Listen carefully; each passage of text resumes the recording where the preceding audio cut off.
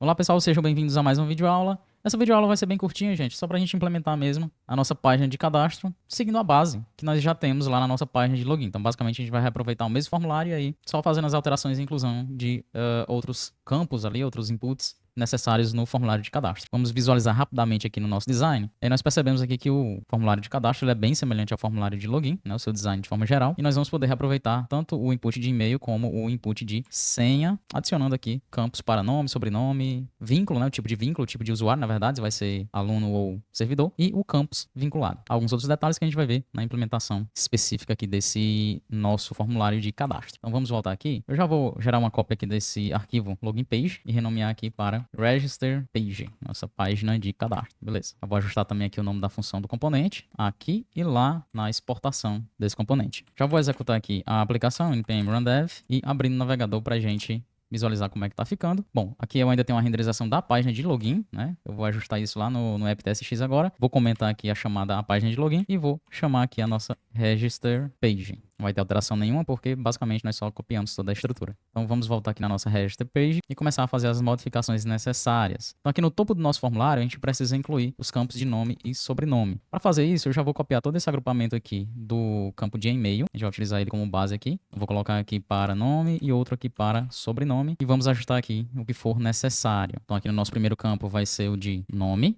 Eu já vou ajustar também aqui o ID, o name, colocar nome, os dois, e o type aqui vai ser text. Também vou ajustar o HTML4 aqui do label para vincular direitinho com esse campo de input que nós estamos criando para nome. No placeholder também eu vou mudar aqui para seu nome. Próximo input aqui vai ser para sobrenome, e aí já vou ajustar ID, sobrenome, o name aqui, o nosso HTML4 do label, e o type para text. Por fim, o placeholder aqui eu vou colocar seu sobrenome. Beleza. Voltando aqui, a gente percebe que os inputs foram criados, seguindo o mesmo estilo, porém eles estão aparecendo um abaixo do outro. No design, a gente tem esses dois campos aparecendo um ao lado do outro. Então, vamos fazer o seguinte, vamos envolver esses dois agrupamentos de input aqui para nome e sobrenome em um container. Então, vou criar uma div aqui, vou puxar esses dois agrupamentos aqui para dentro dessa minha div, formatar aqui bonitinho. E aí, nesse container que nós criamos, vamos aplicar aqui um flexbox, pode ser um flexbox mesmo. Por padrão, o flexbox ele já tem a direção ali em flexrow, então esses dois inputs aqui vão aparecer um ao lado do outro. Então eu vou só garantir que eles fiquem alinhados de forma centralizada, verticalmente, né? E aplicar um gap aqui, eu acho que de falta 4 vai ficar legal. Vamos voltar lá, já temos eles um ao lado do outro. Continuando aqui, vamos aqui no nosso design. Vamos trabalhar com esse campo de senha aqui, que a gente vai ter algumas diferenças. Primeiro, veja que nós não temos mais o link para recuperação de senha, não faz sentido aqui no cadastro. E nós temos um pequeno texto aqui abaixo para dar uma dica a mais ali ao usuário sobre os requisitos para criação de senha. Então, beleza, vamos criar isso daqui. Então, primeiro vamos ajustar para tirar aquele link, né, de recuperação de senha. Então, aqui no label aqui da senha, eu vou tirar esse link. E aí, como eu vou ter só o label, eu não preciso mais dele dentro de um container aqui, porque eu não tenho nada ali para trabalhar com flexbox ali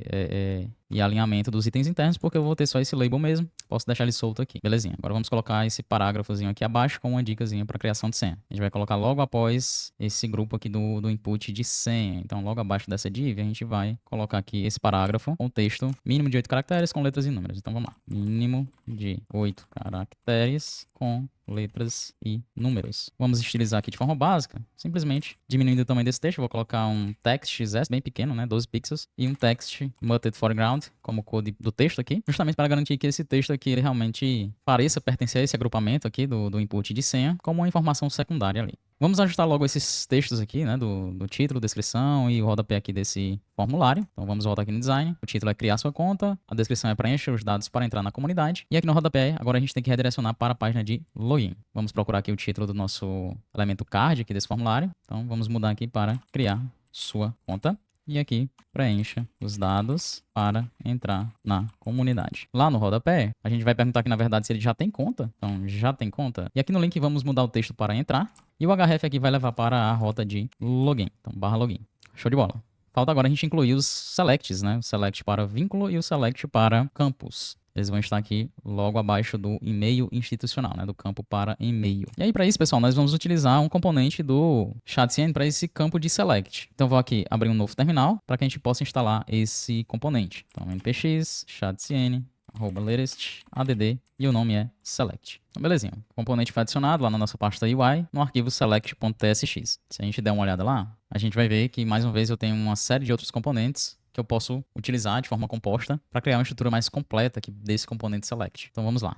esse select, o primeiro select vai ser para vínculo, vai ser logo abaixo desse agrupamento do input de e-mail. Então, vou criar aqui o agrupamento para esse input. Então, a nossa div com as classes flex, flexcall e gap, né? O nosso label, vínculo. E aí, vou pegar os mesmos atributos aqui dos demais labels, vou pegar aqui do e-mail. Só que agora vai ser um HTML4 para um input que eu vou dar o nome aqui de role, né? Papel. Classe aqui a mesma. E vamos lá. Agora, ao invés de utilizar o elemento input, a gente vai utilizar o elemento select. Agora a gente quer um elemento de seleção. Então, nós vamos ter algumas opções ali para que o usuário selecione uma delas. Então, nós vamos utilizar o elemento select, que nós acabamos de adicionar. Mais uma vez, presta atenção aí na hora de importar, é o select que está lá na pasta UI. Aqui a gente já vai colocar aqui esse elemento aqui, né, do nosso formulário, ele é obrigatório, então a gente vai colocar um required aqui. E na estrutura interna desse select, nós vamos utilizar uma composição de outros elementos que o ChatCN traz pra gente trabalhar dentro do componente select. Então nós precisamos ter um elemento que seja o gatilho desse select, né, onde o usuário vai clicar e as demais opções, né? Na verdade, as opções ali desse select vão aparecer. Então aqui a gente vai ter um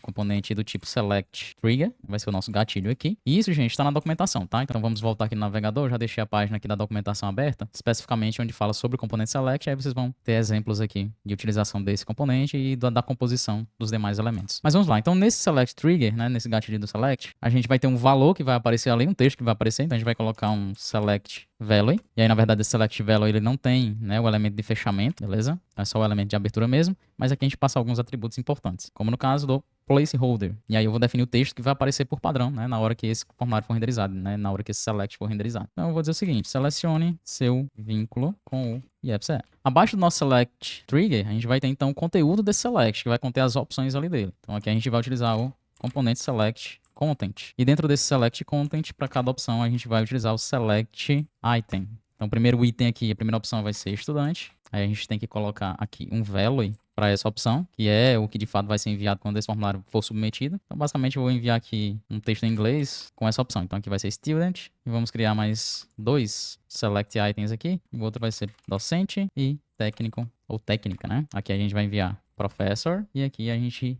vai enviar técnico em inglês, né? Belezinha. A gente precisa só fazer algumas estilizações aqui, mas vamos ver como é que isso está ficando. Então, ok, a gente já tem algo bem próximo aqui ao estilo dos demais elementos. Vamos lá, a primeira coisa que eu vou fazer aqui no nosso select trigger, a gente vai definir então aqui que ele vai ter um BG background. Já está lá com esse plano de fundo aplicado, mas eu vou garantir que de fato ele pegue essa cor cinza aqui padrão para plano de fundo. E vamos fazer, né, com que ele ocupe aqui toda a largura disponível. Belezinha. A gente também pode aqui já definir uma altura, né? Então vamos colocar por padrão H11, que é o que nós estamos utilizando nos demais inputs. Vamos ver aqui, não pegou. Então vamos ver aqui o que está acontecendo. Então, a gente pode dar uma olhadinha aqui dentro desse select trigger, né? Então lá no código mesmo do select tsx, do componente que foi adicionado aqui pelo ChatCN, e a gente pode perceber aqui, eu tenho duas variantes de tamanho, né, para esse select trigger, é o SM e o default. E nas classes aqui, em algum local, vamos dar uma olhadinha aqui, vai estar sendo aplicada uma classe de altura. Pronto, pessoal. Encontrei aqui nessa lista de classes do Select Trigger. Então, quando o tamanho aqui é configurado para Default, ele pega aqui um H9. E quando é configurado para SM, ele pega aqui um H8. Então, por isso que a gente não está conseguindo alterar a altura lá diretamente por uma classe Tailwind dentro do nosso componente. Então, a gente pode alterar diretamente aqui. Isso é a vantagem de utilizar o ChatCN. Ele nos dá o código aqui do componente para a gente. Então, aqui eu vou dizer o seguinte. Quando o tamanho desse componente, desse Select Trigger for Default, eu vou querer um H11. E quando for um SM, eu vou querer um H9. Para manter uma proporção aqui. Belezinha, vamos fechar aqui, voltar lá no navegador e ok,